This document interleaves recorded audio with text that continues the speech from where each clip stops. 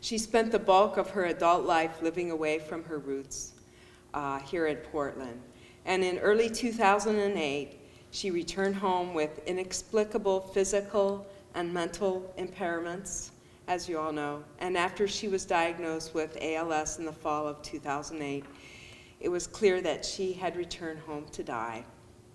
Deb loved music. She pursued her career with vigor because she truly enjoyed meeting and working with musicians and other artists. I love asking her who she was working with and what they were like.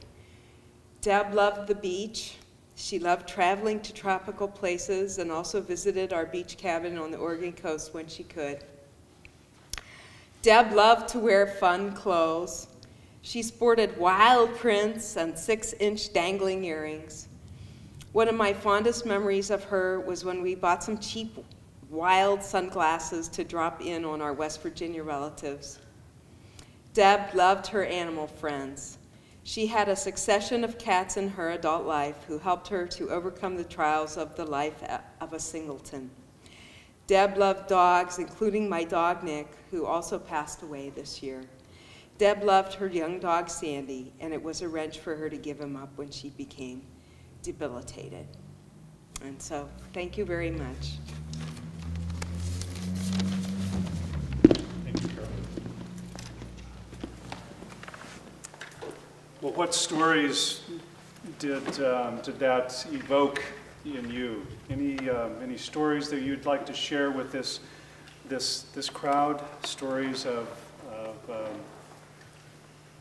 how Deb impacted you. And I just ask you to stand up and just project your voice, turn around and just, let's begin this storytelling. Welcome you all. I met Debra I was called her Deb or Debbie. I met her in 1977 when I moved here working for a record label. She was doing, you know, the promotional part, advertising, and I would always book advertising through her and stuff. And I'll tell you, Deb was a character. She was fun. She'd do anything on a whim, whatever. And we spent a lot of time together, not only at work, but also, well, a lot of times during, especially New Year's Eve. She'd always call, what are we doing this New Year's Eve? And we never knew. She'd come over and we'd still, till 1 or 2 in the morning, go, what are we going to do on New Year's Eve? We'd end up just, you know, doing nothing. She was living in L.A. When she lived down there. We went and visited her a lot. And, well, whenever we were in town and stuff, we'd stay at her place. And she did love her dogs and cats, that's for sure. And I remember doing certain advertising with her and stuff, you know, because she liked music, and so artists, and oh, this is one of my favorite artists. And if I knew that, I'd always autograph the album and say, hey, I had him autograph the album for you. Frank Zappa! Oh, right, that's my favorite. I goes, oh, I didn't know that.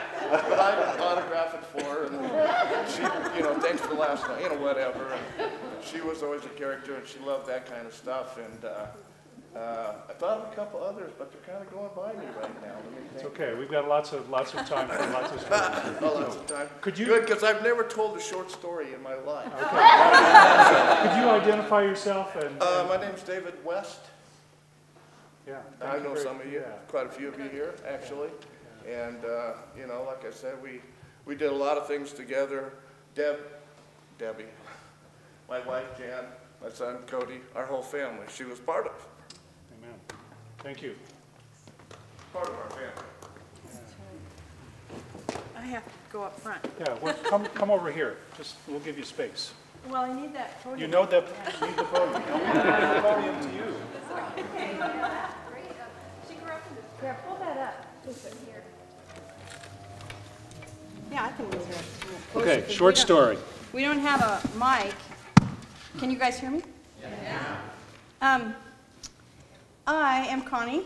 It used to be Jones, and my name is Peters now, and we were BFFs. Debbie was my very best friend from 4th grade. And I agree with all these memories. I have so many of her. And she did come and go in my life. She had a lot of different places that she had to be. One of the things I love saying about Debbie is that she loved her friends, and she just loved them so much. She was loyal when loyalty was not deserved. And one of the things I loved about her was she just come up with the craziest, funniest ideas. She had a car she bought that was pink, and it had fins off the back. I think it was her first car. And she was so getting it clean all the time and had to be just perfect. And we went on some double date or something. We went to TikTok, I think it was, and I don't even know if it's still there, but she went in to get something, and her guy was sitting in the front seat, and he took his Coke and opened the glove, and the glove went and shut. It was pouring down the sides of the front of her car, and we were trying to clean it up really fast because she was coming back out. What happened? What happened? You know, but she did have calamities. She did have those. And she and I would do crazy things. One time we decided, we had our hippie days and we had our hippie clothes and everything, but we were really pretty conservative, you know. So we thought, well, we couldn't get a ride to the Rose Festival, and we were down by like the Laurelhurst Theaters where we were living at the time, and we were walking down the street saying, what do we do? And she goes, you want to hitchhike? Should we hitchhike? And I said, I don't know, you know, I'm scared. And then we just kept walking. She goes, no, let's just do it, let's just do it.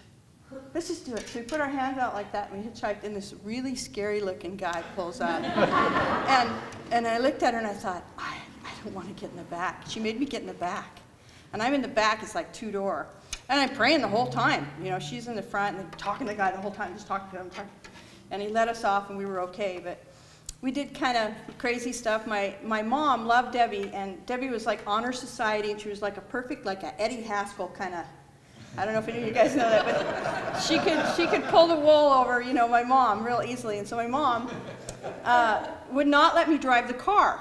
I had a license, but I was scary, you know, it just was at 17 and directionless. And both of us really, but she convinced my mom, because she couldn't get a car, that she could drive my mom's car, and my mom would let her. You know, my mom would let her drive the car. We'd go everywhere, and where were you? And we'd be like, trying to make up the stories, especially with Debbie's mom, Helen.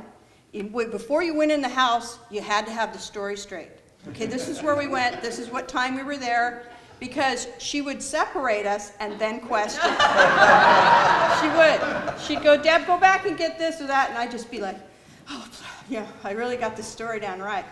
But anyway, I wrote a poem. Okay. Do you want me to hurry up? Sure, because we have lots of stories out there. Okay. So read your poem, and thanks for your contribution. Thank you. You know, I just want to say that Debbie liked being Irish. And she would bring that up now and then, quite often, especially if she's meeting people. And a lot of the time of her life, she did have red hair. That's my preface for my poem. And what was the other thing I was going to tell you? It's kind of like a limerick, but I don't know if limericks are clean. So, but anyway, okay. There was a young girl, a lass of Ireland, who would grin with deep dimples made just for her chin. In her heart, she stored laughter and great love for her friends. One day, down the street, the Joneses moved in, and shortly thereafter, a new friendship began. With jump rope, bike riding, licorice, and such, somehow a day's plans didn't matter that much. And this lass had a way with her old Irish luck, teaching Gretchen the dog to sit tall with a tuck.